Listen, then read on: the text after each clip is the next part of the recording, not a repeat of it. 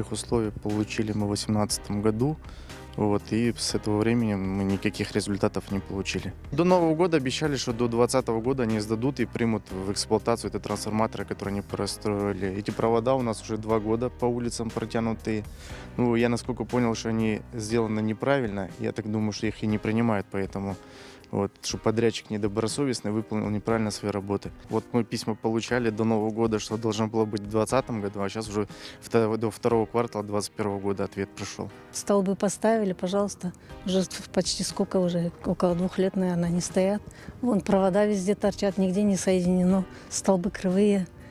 А свет только обещают, обещают. Столбы здесь установили кривые, косые, их потом заменяли, не знаю, все, не все.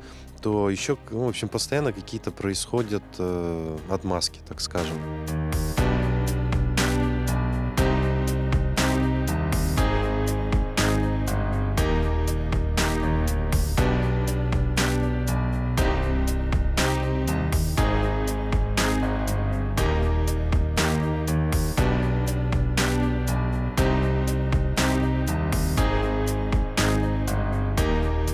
Участок приобрели 3 года назад.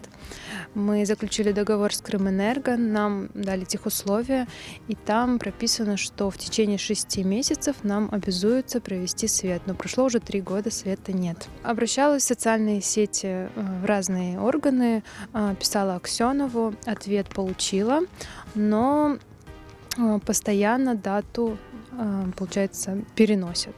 То говорили до Нового года, сейчас я звонила на горячую линию Аксенова, они сказали, что до конца марта у вас будет свет. Ну, так постоянно. Те, которые построились, ну вот лично мы, да, сделали ремонт, а электричества нет, отапливать мы не можем, ремонт портится, плесень появляется.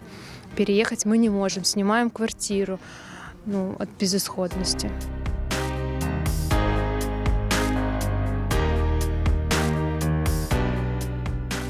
Воды нету, я же говорю, у меня уже руки длиннее, чем ноги. Тачками таскала воду, эту штукатурку делала, дом строила, все через дорогу. За 500 метров воду таскала тачкой. Я сама одна. Вот у нас 50 метров от моего дома идет водопровод. Через дорогу сделали дырку и на ту сторону это объездной взяли. Под лесом там у них воды всегда не было. И вот с нашей стороны, с нашего поля, взяли на ту сторону воду. А нам тут 50 метров, хоть бы уже разрешили, мы бы сами, наверное, его сделали. На сегодняшний день у нас ситуация катастрофическая, ее можно назвать, потому что на дворе 21 век, воды нет, света нет, газа нет, дорог нет, у нас никаких условий нет.